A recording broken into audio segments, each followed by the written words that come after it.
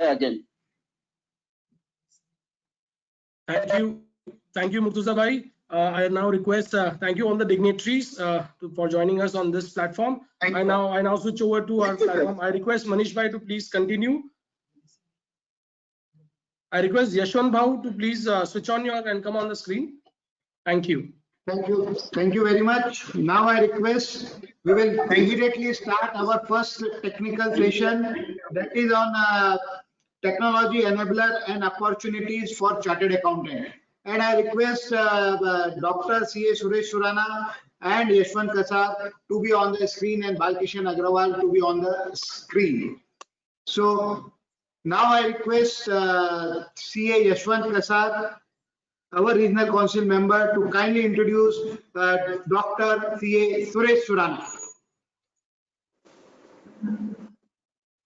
Yashwant bhai, you are on mute. Unmute yourself. Yes, thank you, Manish bhai.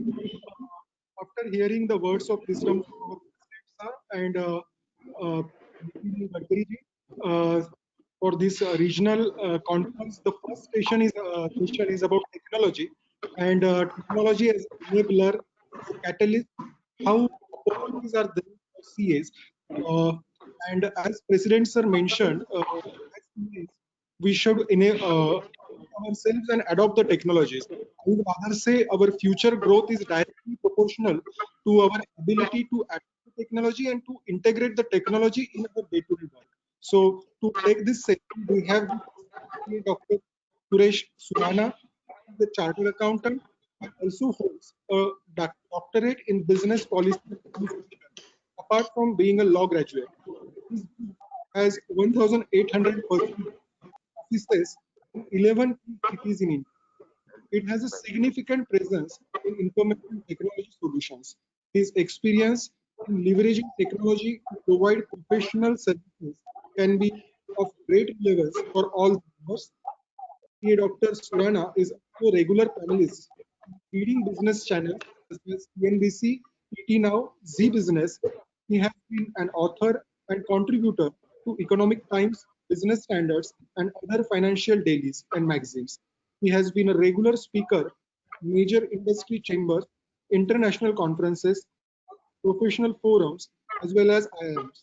He has also been a member of the Investor Protection Committee and International Affairs Committee of the Institute of Chartered Accountants of India. So we have such a learned speaker for the session. Before starting the session, request our Central Council member Neeraj Bhai Khandelwar sir to address the participants as a session for this session. Thank you, Yaswanji. The speaker of this, Suresh Surana, Manish Gadeji, and RCM Balkishan Nati, my past president of the ICI, Abhaji Chokaji.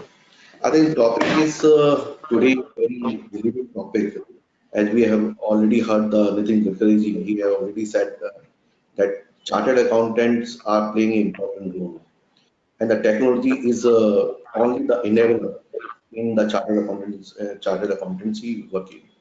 He praised about a lot of things about the chartered accountant, and he is doing it. He shared that only the technology which are going to be working in India to come.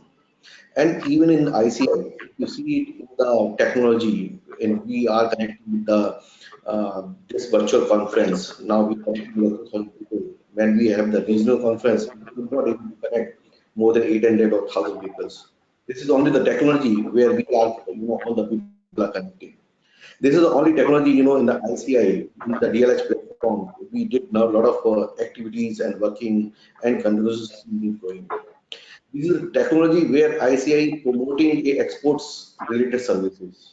And I know that Suresh Surana is here, and he knows he's the first person who started outsourcing to the various countries. A chartered accountant sitting in India, how they can render the services. Basically, we can see it, 3-4 groups, 3-4 countries only were enabler. Like US, we used to get a lot of work from the US and some from the Australia and Canada. And now, if we can see in our institute, we promoted almost all the countries.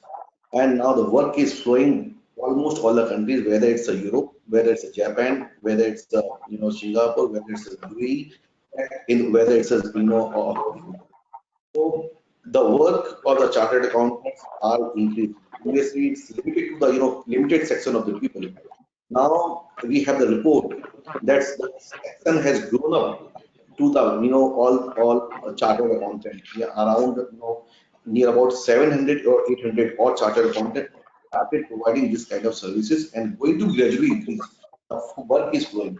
Previously, we were only working in the technology side, only just a tax sector. Now, we chartered accountants started working all value-added kind of services to the people.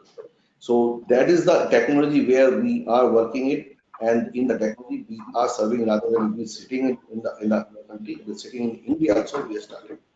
Technology only the people in making a chartered accountant as an entrepreneur. So now this is another opportunity for the CAs to become an entrepreneur. So this is the only technology. We have seen that chartered accountant knows all the commercial areas or financial area.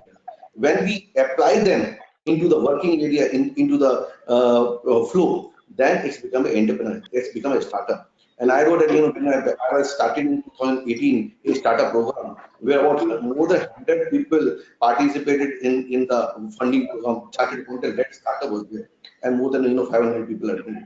Now it's growing continuously. In the last week, last week in ICA level, we started a startup program in a startup Manthan. More than 9,000, 10,000 people attended. It's showing that the big people are coming into technology and utilizing themselves into the solution and providing solution to the all problem holders. And it's becoming a opportunity for the chartered accountant. They are chartered accountant previously in working in the CFOs of the company or being a practitioner of the practitioner in firms. Now becoming a entrepreneurs. So that is the another area. Being an entrepreneur is the opportunity for the chartered accountant. You can start and solve the problem of the any system and become an enabler.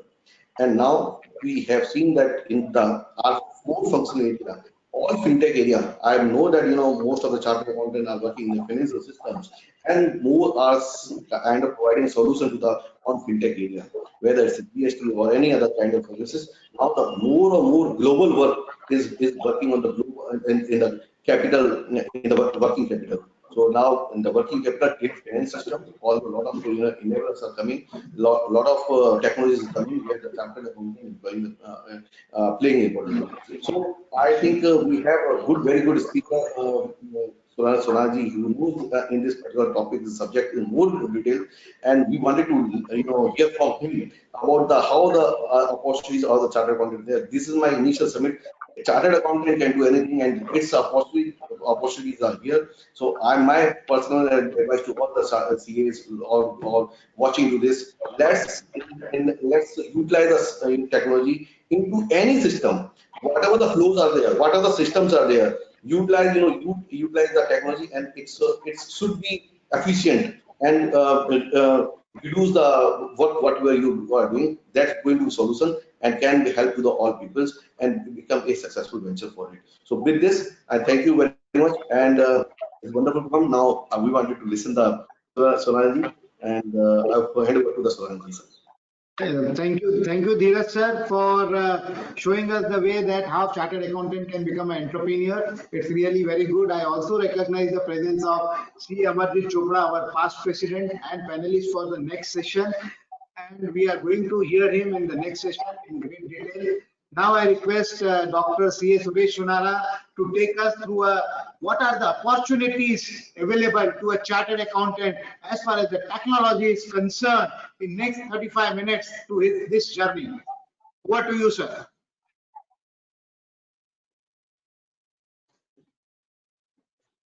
A very good evening to you.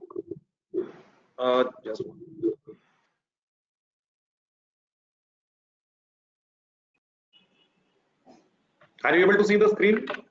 Yes, sir. Sir, please go ahead. Yeah. Sir, please just. A very good evening to. Surana sir, you have to do on slideshow mode. Yeah. I'm going to slide. Perfect, sir. Honorable President of the Institute, the Vice President, the WIRC, the Managing Committee members, organizers, colleagues from the our profession and the industry, and delegates. It is really a great pleasure to be with you. I have been actually truly overwhelmed by the number of participants, almost 2,000 people, as it has been mentioned earlier. I was certain that my popularity is going up, but not to this extent. Then I was reminded that half the registrations are due to the Honorable Minister and the other half is due to the CPE credit. So our session today is on technology as an enabler and opportunity for chartered accountants. I think already the Honorable Minister mentioned that if you have vision and technology, even waste can be converted into value. So I think that is the recognition of the contribution technology can play in the present era. So friends, technology and digital revolution is redefining the businesses. And we are right now in the middle of a major technology and digital revolution. Many people are calling it the fourth, in terms of fourth revolution. So after the industrial revolution, completely transforming the world. In the words of Elon Musk, who is the founder of Tesla, I could either watch it happen or be part of it. And when we say revolution means we are not talking about a linear growth. Typically, when you say linear growth is like a 10 to 20% increase in efficiency. But an exponential growth, when we are talking about 5 to 10x, a completely new way of doing business, completely changing the way the efficiency works in the entire mechanism of our providing services or manufacturing goods.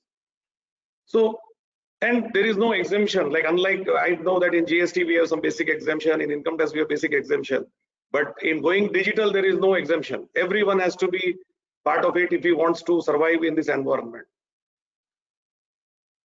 So what is really driving the change? So when we say technology is both the creator and the disruptor, in our Hindu mythology we call Lord Brahma the creator and Lord Shiva the disruptor. So here technology is playing both the roles. I will just talk about, it's a very big subject and I am not an expert. I mean, on each of this subject you will find people who are extremely well informed.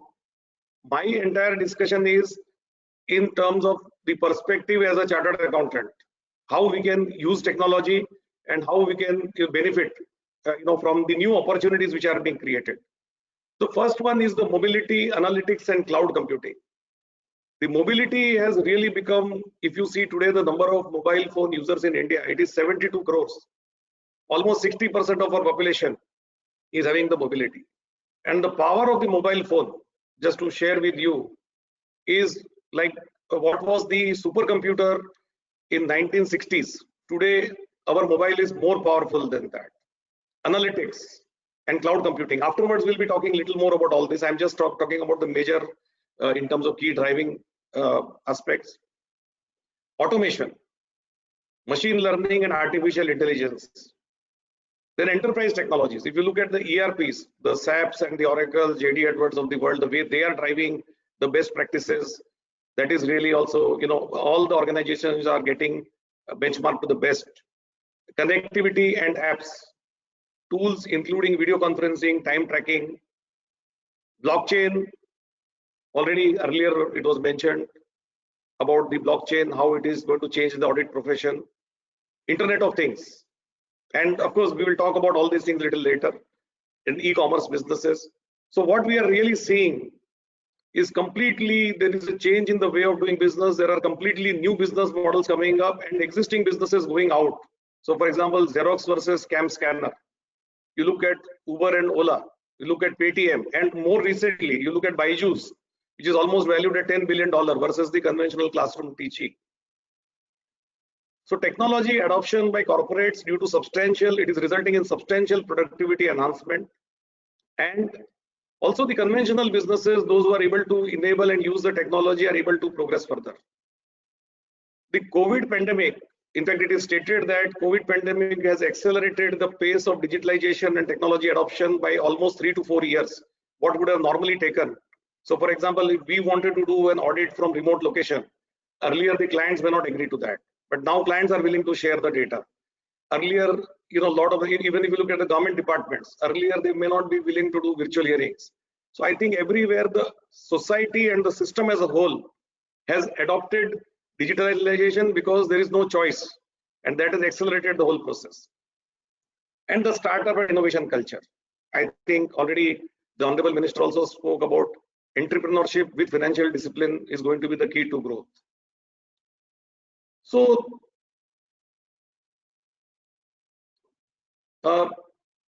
in terms of the impact on just one. So the impact on professional services. Now I am coming from the general perspective, more specifically to us. So if you really see, there are few major things happening. Our clients are embracing technology like never before. They are using sophisticated, customized solutions, automation, new business models, improving business models. The size, scale, and technology adoption complexity has increased manifold.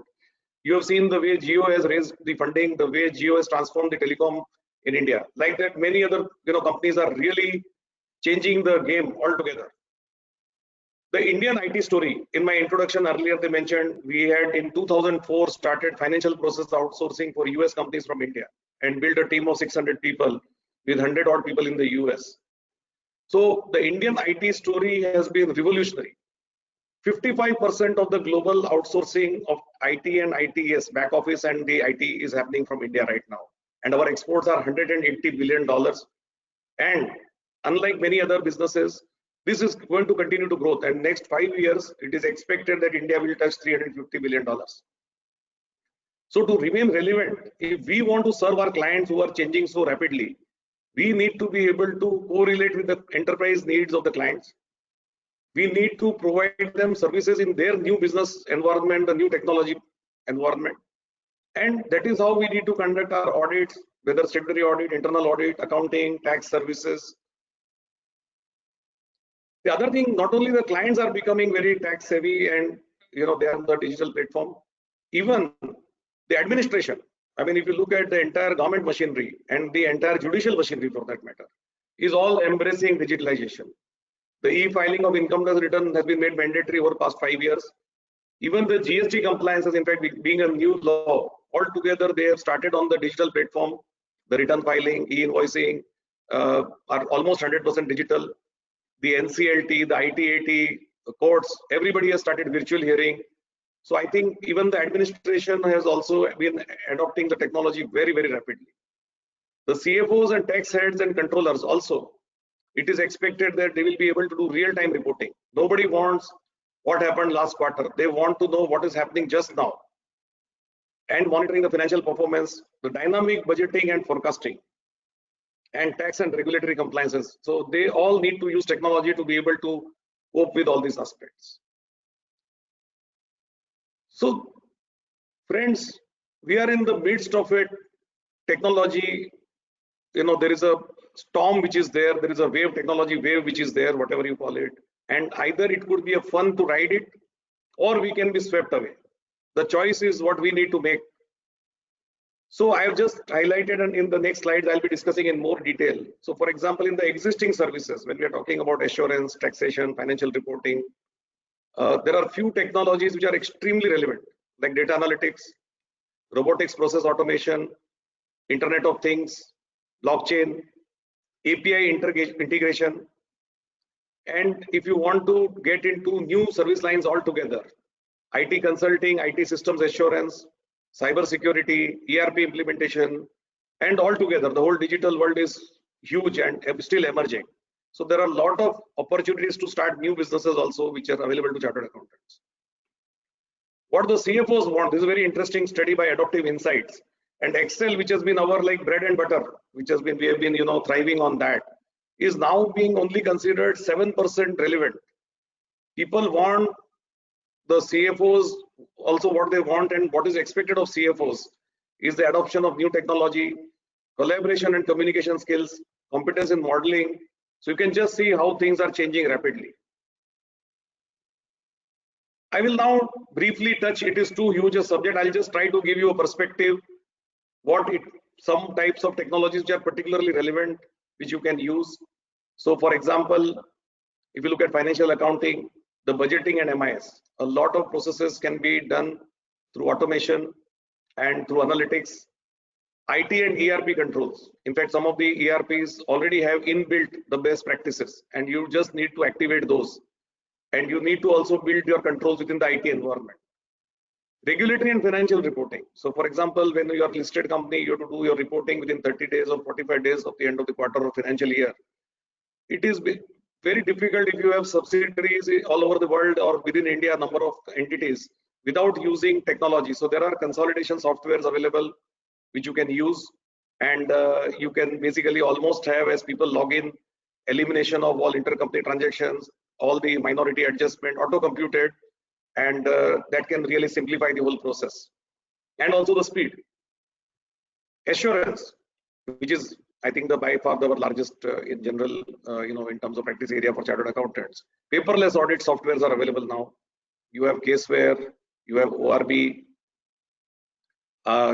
So basically, you also have the in terms of physical verification of assets can be now done. Like for example, during this pandemic, people are not able to go physically to the sites.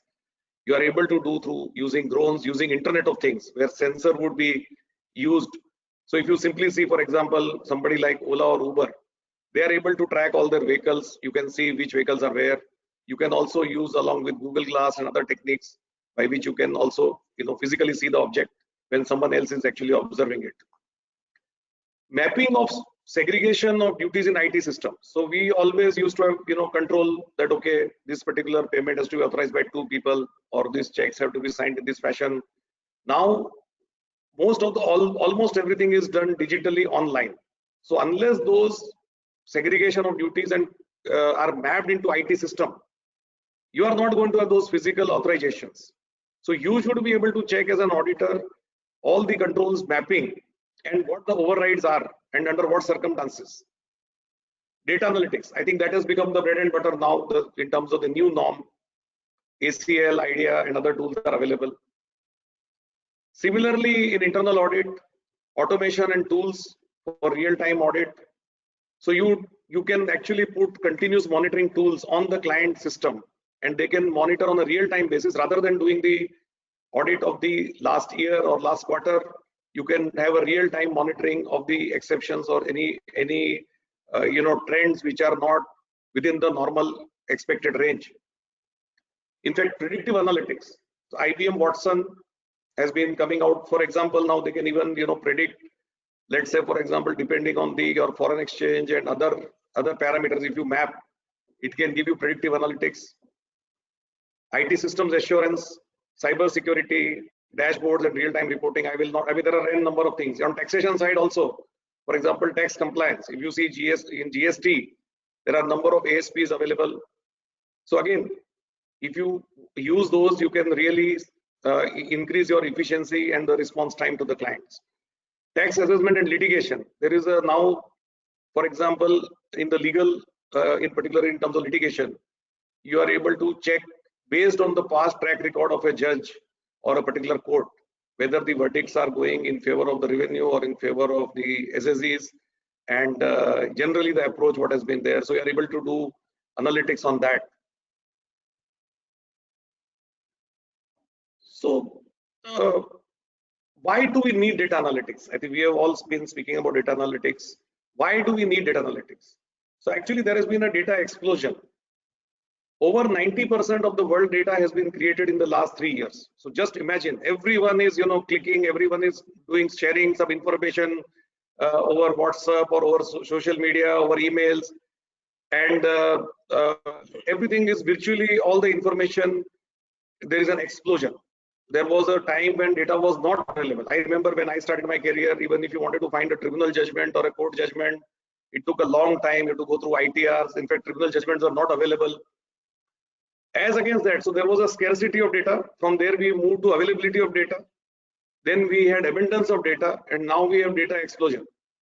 So in this noise, if you really want to make sense of what is happening, you have to use analytics to identify the right data and the right outcome.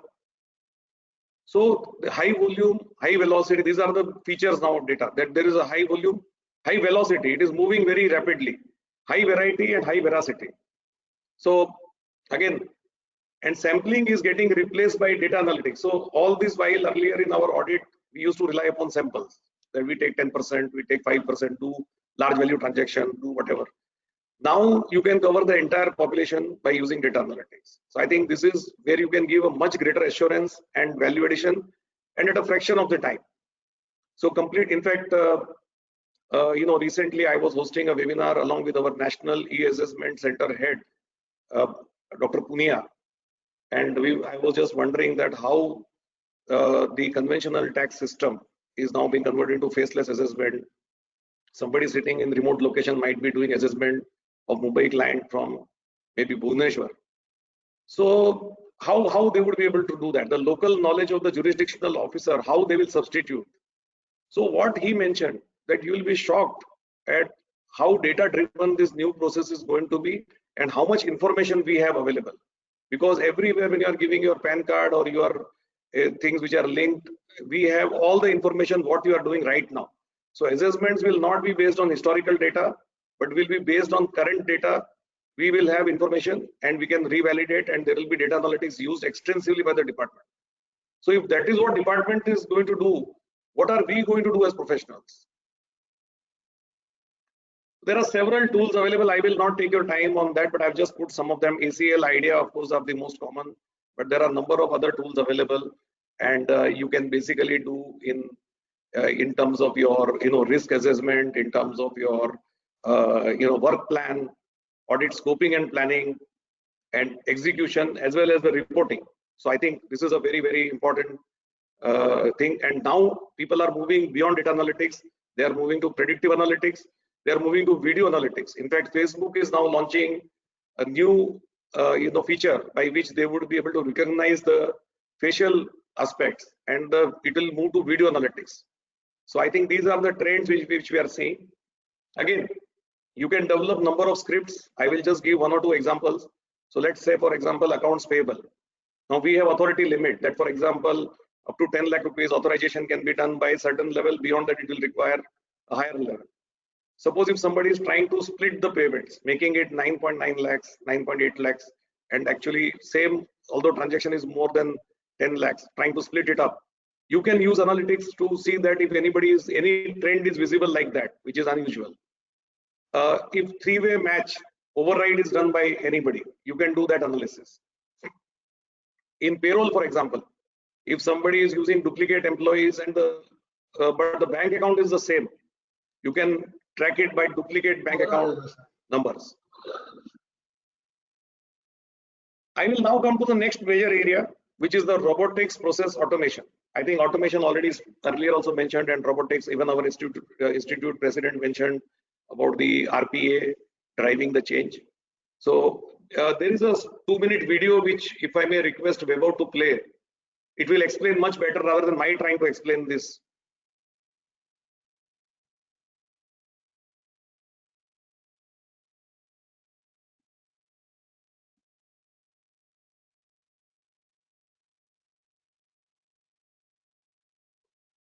Vaibhav, are you able to?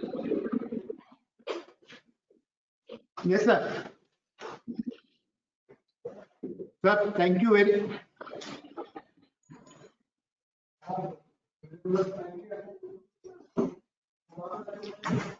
very much, sir. Hello. Yeah. Yes.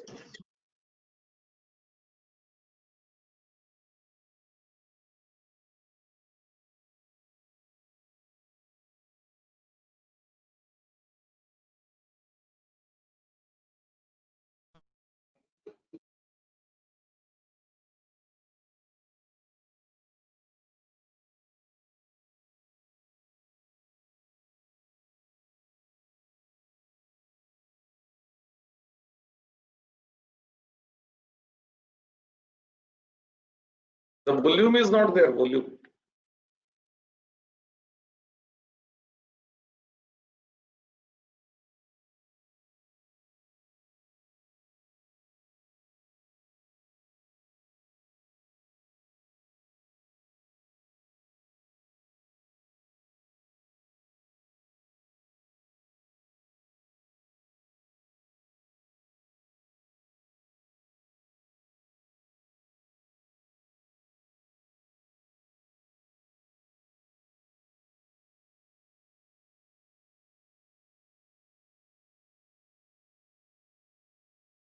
Vaibhav audio नहीं आ रहा है Vaibhav, please check.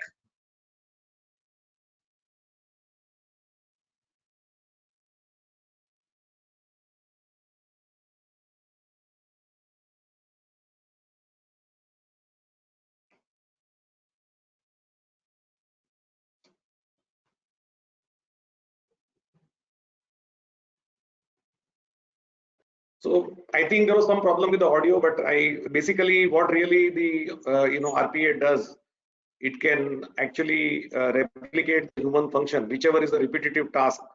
It can basically open file, extract, add or extract the data from there.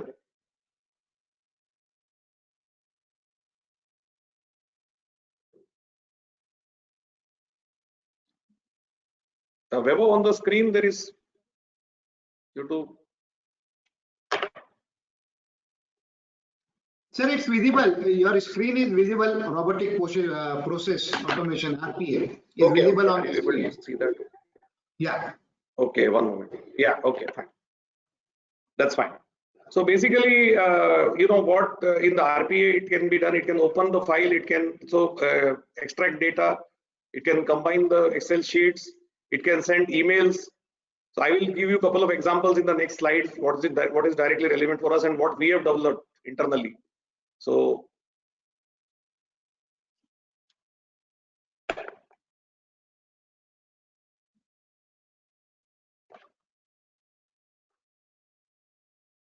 yeah. So for example, we have developed, as you all know, in GST, the input tax credit from the vendors has to be checked, in the GSTR 2A. And if that is not reflected, you will not be able to ultimately claim the credit for the same. And also there is a limitation in terms of how much percentage of ITC you can claim as a credit. So what it is very critical that all your vendors appropriately reflect the input tax credit available to you. And so what either this can be done manually, which if you can imagine if somebody is having 50,000 invoices a month or 1 lakh invoices a month, like telecom companies or retail companies or so it can be a very, very arduous task. So what the bot does is download the GSTR 2A. It will extract the purchase register from company's ERP and it will perform the reconciliation. And wherever it is not getting reflected, it will send email to defaulting vendors. And when it is getting resolved, it will basically knock it off. And if it's not getting resolved, it can send a further reminder. So there are technologies like Automation Anywhere and basically Python and other technology which can be used for this purpose. Similarly, e-invoicing, for example, can be automated from the company's ERP. It can be directly through IRP portal. It can be done, and therefore through manual Excel sheet. Instead of that, you can directly generate that. Similarly, the automated vendor invoice accounting can also be done. So when the vendor's invoices are coming and after matching, three-way matching of the PO, GR, and invoice, it can account the invoice directly into your system. So these are just some examples, and you can automate anything which is repetitive and having volume, because that is where you will get the maximum efficiency from. Robotics by itself doesn't have intelligence, but the repetitive task, it can do at a tremendous amount of speed. So for example, when we are doing the reconciliation, even if we get the data in the night, we can by next day morning all the reconciliations are done, and wherever it is not matching, the emails can go to the vendors, for example. Another example I would like to share with you is on the direct taxes, for example, reconciliation of TDS report with the entries. So suppose this is just a case study where a company had number of in terms of tax reduction at number of locations, and they have to submit report on a monthly basis. So it can extract from various systems the data, convert into a real-time dashboard.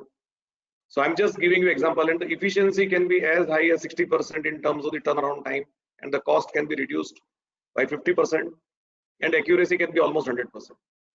Similarly, Form 26AS, or the annual information statement, which all of you are aware, and we spend a lot of time trying to reconcile the TDS in terms of credits and the taxes paid, the income matching, that all can be automated by using the bots. Similarly, as far as the auditing is concerned, again, these are all big subjects and I will not take your time. But basically, you can, in auditing earlier, I gave some few examples. You can basically use all those technologies, whether IoT or whether analytics or whether it is in terms of dashboards. What is the advantage of the digital workforce? Why would you use robots instead of human beings? I think one is there is a greater accuracy. There is an improved compliance. Almost there is you can achieve 97-98% accuracy. Cost saving can be 50%, and I think earlier also it was mentioned that the costs are going to really come down big time. And if you are not going to be competitive, you cannot. A human being will find very difficult to match a machine. So, for example, you might have heard that the world champion in chess has been beaten by the supercomputer. In table tennis, which is actually going beyond the automation, it is actually going to artificial intelligence, where according to the player's move, the computers keep learning that how this player is playing, and he is able to beat the best table tennis player in the world. So if the best person in the world also can be beaten by the machine, how we are going to compete? So we have to use robotics to supplement us. Our knowledge of technique, our knowledge of the subject, whether GST, tax, or Ind AS, or your various other understanding of the risk, businesses can never be taken away. But if we use these tools, it can be a formidable combination. Now, API integration. In the API integration, what you are really trying to do is that two or more applications, which may be on diverse platforms or in different organizations, you create an interface so that they can talk to each other. So imagine if one system is on SAP, another is on, say, Oracle, and then they are not talking to each other. A lot of time can go in trying to reconcile. But you can create an interface by which two or more applications can talk to each other. Every organization uses multiple applications. So you can actually use this, and it will then only help you to focus on where there is a differential. So for example, one example we have given, API integration of ERP software with bank software can enable real-time bank reconciliations. Because normally in our olden, some of the senior members, bank reconciliation they would recall was an important audit exercise. That can be completely done through API integration, and it can save you a lot of time. Now, Internet of Things. This is another, again, each of these areas, by the way, can you can spend days and days, and you can have experts who can talk to you for hours on this subject. My objective is just to give the flavor of what are these changes and how we can use them. So Internet of Things, basically what is happening that now the sensors are becoming very, very cheap. You can virtually put a sensor at a fraction of maybe like 5 rupees. So if you see, for example, when you are booking an Ola or Uber, or when you are tracking the movement of, for example, even the your goods or the vehicles, you can basically, all those sensors are linked to by internet, and you can then analyze and do, like for example, machines. If you're in your manufacturing unit, you can have various machines which are having sensors and which are connected, so you can see the machine performances, for example, throughput. If some machine is underperforming, you can check the gaps which are there. So it can be all real time using Internet of Things. And even as an auditor, we can use this. The role of IoT in audit and compliance. So the IoT changes the source of transaction, in terms of the source of the transactional data flowing into billing, ERP, accounting system, and it alters the way the audits of these transactions are carried out. If a sensor sends a warning or error message in real time, organization's auditor can respond immediately. Now, blockchain. This is another major change which is coming up. It is nothing but a distributed public ledger, and therefore where number of people who are contributing. So it is not a single person who is contributing, different people are contributing, and it creates then blocks which are linked like a chain. So I'll give you an example, for example, which we are working on a project whereby through blockchain, you can actually check the product authenticity or pipeline integrity. So let us say you are buying diamond, which is a GIA certified diamond, which is supposed to be the most authentic laboratory. You are given certificate by your jeweler. Now you are not sure whether this is the authentic certificate. So if there is a blockchain where GIS certificate and the certificate given by the jeweler is matched automatically, you don't have to do that. So the GIA puts the data on a ledger, on a public ledger. The jeweler also puts the data on the public ledger. If there is a manufacturer also, he puts the data on the public ledger. All those things are, the blocks are integrated through a chain, even though they may be on different technology platform and contributed by different people. So for an auditor, it is a great amount of assurance. Earlier, you relied only on the certificate given by jeweler.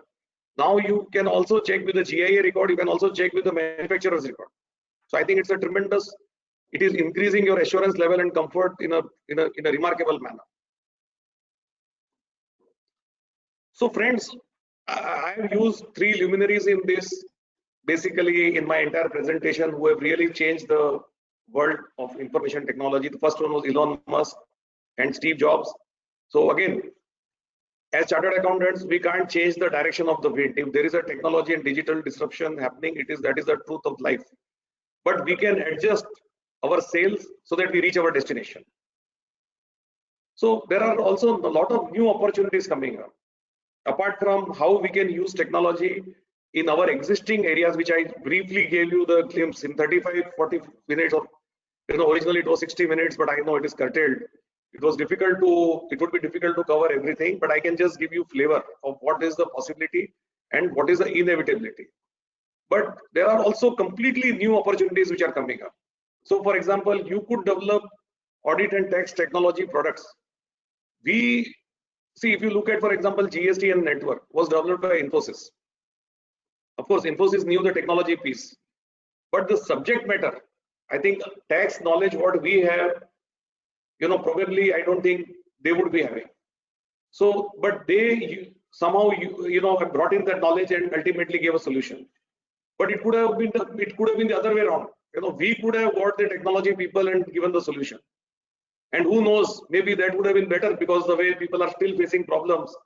So I think it is time for chartered accountants also to see we can develop the technology products and applications in our field. I'm not saying you go and develop, altogether something which is foreign to us, but in our areas of specialization, if we can develop products and applications, of course, we will have to learn technology. But then when the technology player is developing those products, he is learning our subject. So why can't we do that? IT systems assurance and cyber security services. So again, one other very major thing which is happening is that cyber security, in fact, I was just seeing yesterday's newspaper in Economic Times, and they said 2021, 10 technology trends, and the number 1 is cyber security is going to be the biggest threat. If you are handling a lot of client sensitive data, and some of them is, of them are listed companies, there could be insider trading issues. What happens if your data is compromised? So cyber security, first of all, for our own self, and then we can actually help many of our clients implement a cyber security system. ERP implementation. We already spoke about the way the SAPs of the world and the Oracles and Tally, even for the small and medium enterprises, are very, very good ERP systems. And if we can help the clients in implementing, I think that is also a big opportunity which is there. And of course, these are just few examples. The entire digital technology world is unexplored. So I say the new Mars, it is unexplored area. Basically, just to give you the perspective, the total audit, tax, and our typical consulting industry is approximately $300 billion in the world right now. And as against that, the digital services business is $1.2 trillion, almost 4 times of our conventional practice area. But somehow as chartered accountants, because we are used to a kind of monopoly in some ways, if I may say, because statutory audit, tax audit, GST, all these work are being done only by us, we have become in that comfort zone. And I think technology is obviously far more high risk, far more, there will be much larger players who will compete with you. But at the same time, I think it is a very, very great and significant possibility. Now, I have given some slides on each of these areas, which I will not take time. But each of these areas, whether it is in terms of your IT systems audit, cyber security audits, or basically the ERP reviews, these various things I have discussed here, and the presentation would be available with WIRC. Again, these all offer great opportunity, great possibilities. One thing I would definitely like to recommend to all our members, as I mentioned earlier, that you are handling a lot of client sensitive data. Many of them are listed companies, and therefore, if you are not secure yourself, how can you give confidence to clients? So one good way of doing it is ISO 27001 certificate. It's a beautiful standard. If you basically use it, it will give you a good framework and almost like navigate you through this process. So those who want to use can definitely look at this possibility. Friends, how do you compare with the current situation? We are right now having two major challenges. One is the digital revolution, digital disruption on the one hand, and second, we are having pandemic. It's like you can just see that you are sailing in this kind of an ocean. So, but at the same time, let me tell you, all of us are in the same storm, but we are not in the same boat. So some firms are actually benefiting. Earlier, I was talking to, I think earlier even our Honorable Minister said that the revenue of NHI has gone up from 24,000 crore to 34,000 crores this year despite pandemic. How has he managed that? So they have actually leveraged this as an opportunity. At the same time, there are companies who have, really struggling and actually maybe become unviable. So while we are all in the same storm, but we are not in the same boat. There is no doubt that the pandemic has accelerated technology adoption, made remote working acceptable and a reality. Today, everybody earlier, work from home was being used only as an HR practice. That if somebody was having some health issues or some maternity issues or some other things, today it has become the way of working. So your distributed remote workforce is the new reality now. Client interaction, touch points, and service delivery has become virtual. 92% of the listed companies did the reporting in time. Despite, and that was the peak of the pandemic. Most of the reporting happened in April, May, June, which was through almost like a national lockdown and significant lockdown all over the country. AGMs, I don't know how many of you have attended the AGMs which are virtual. According to me, that is a much better way of doing AGM than earlier when it was in registered office and hardly anybody was able to visit there. You can attend the AGM from virtually anywhere in the world, and all the relevant people actually can attend. Otherwise, it was impossible because investors of the listed companies are all over the world, and for them to travel to attend the AGM will be very, very difficult. Client interaction, touch point, service delivery has become virtual. Widened the gap between adopters and laggards. As we spoke earlier, that those who adopted have moved miles ahead, and those who have not been able to adopt are now lagging behind. Altered the skill sets that clients and employers consider relevant in new hires. So I think there was a mention by our president that there will be, and also I think Nihar, if I'm not wrong, he mentioned also that there will be emergence of hybrid business model. Means it will not be like virtual totally, and it will not be physical like earlier. It will be a hybrid business model. I think earlier for our even this in case of WIRC conference, it was mentioned that next year probably or going forward we would have both. Physical had its own merit because the bonding, the ability to network is totally different. But virtual has the efficiency of time and in terms of ability to reach people. So I think both the post-COVID world will see hybrid business model, and you will use the best of both. Which wherever physical service model is good, you will use that. Wherever digital service model is good, you will use that. Digital interactions with clients will be significantly higher than pre-COVID era. So, for example, I can tell you my own experience. I mean, the number of Zoom and WebEx and MS Teams meeting we have done now in the last maybe 8-9 months. I mean, average I'm doing 3, 4, 5 meetings a day, which probably was once in a month when some international clients wanted to do a meeting, which is through video conferencing or whatever it is. Remote workforce will continue to play an important part, and how do you monitor them will also become an important. You will require new controls and new ways of monitoring. Analytics, automation, machine learning, artificial intelligence, Internet of Things, blockchain and augmented reality, we did not speak about it, but there is another thing coming up, would provide great cost advantage to professionals leveraging this. The last slide which I am going to talk about is basically, now these are all based on my practical experience, which I can share with you as basically professional and industry colleagues. The first and foremost is accept the reality of technology revolution. And there is no wishing away. This revolution is there and it will be there and it will continue for next 10 to 20 years, transforming everything. Do not need to be an engineer to use technology. Now, this is again a myth when people think that, no, I am not an engineer. But you don't need to be an engineer. I mean, your mobile today, as I spoke earlier, is more powerful than a supercomputer. But if I told you that you have to operate a supercomputer, you would feel very hesitant. But your mobile you are using with utmost ease. So I think usage of technology is much simpler than developing a solution. You don't need to understand the intricacies of the technology as a user. You just need to understand how to use the technology. Equip your workplace and workforce with digital tools and remote connectivity. I think this is again very important. People have not been investing as much as they should in equipping your workplace and workforce with digital tools. Do your people have adequate access? There may be cost involved. Are you willing to invest the money, time and resources? And remote connectivity. So you can have VPN, you can have RDP, you can have other methods by which people can be connected remotely. Mastering the art of virtual meetings. Now this again I would like to share, and I have been actually having both mixed experiences. Some of them have been very disappointing and some of them have been very impactful.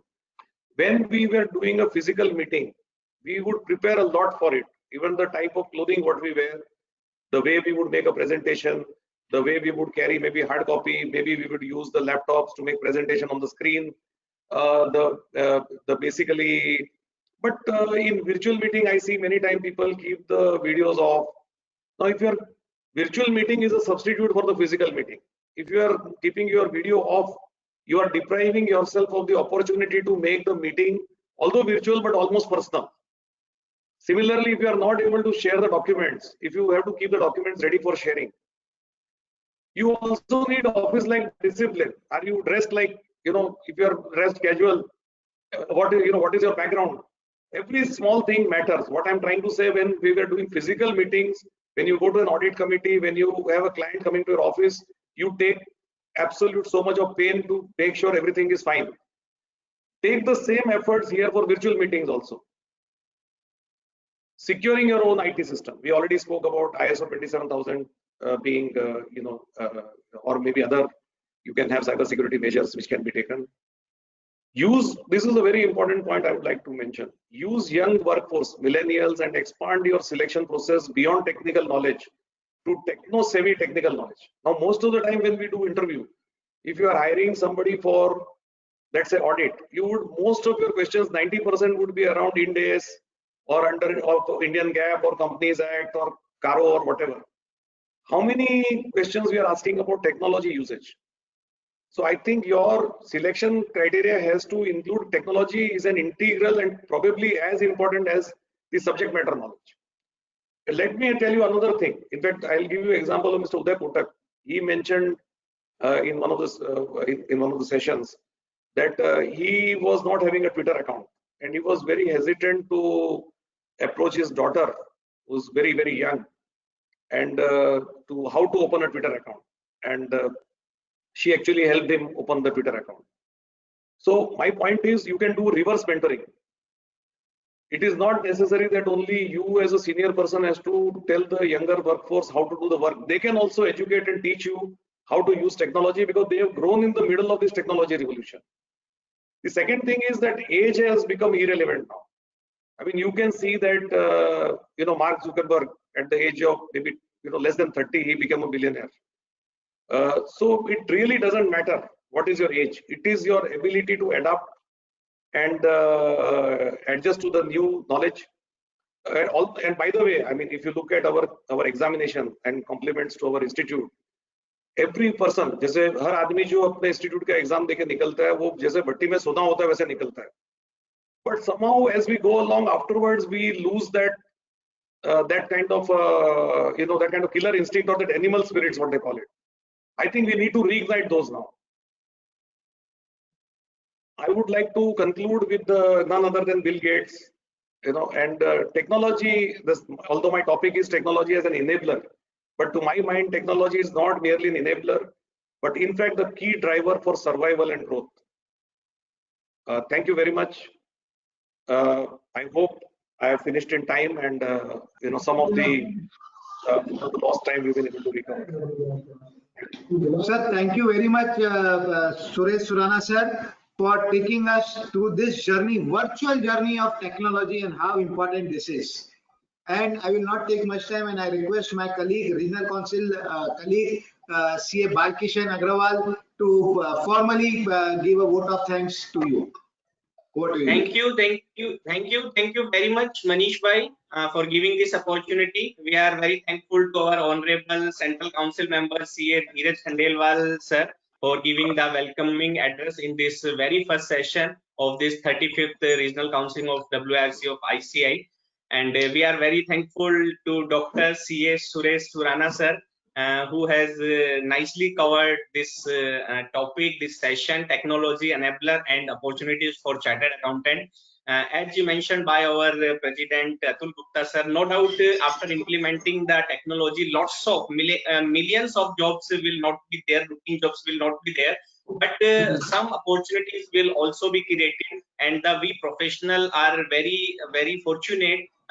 We can take the benefits of these opportunities. We can move anywhere. Lots of global opportunities will be there, as mentioned our speaker sir. And sir, earlier we talked कि जो हमारी meetings होगी या जो हमारी conferences होगी, जो हम फिजिकल कॉन्फ्रेंसेस में बात करते थे 3 साल 5 साल बाद जो है ऑनलाइन मीटिंग्स होगी, ऑनलाइन कॉन्फ्रेंसेस होगी, but due to this critical situation वो जो टाइम था जो 3 साल 5 साल पहले आने वाला था वो ऑलरेडी आ चुका है. Now we are doing all the meetings, all the conferences through this virtual mode only. So we professional have to adopt these changes very frequently. So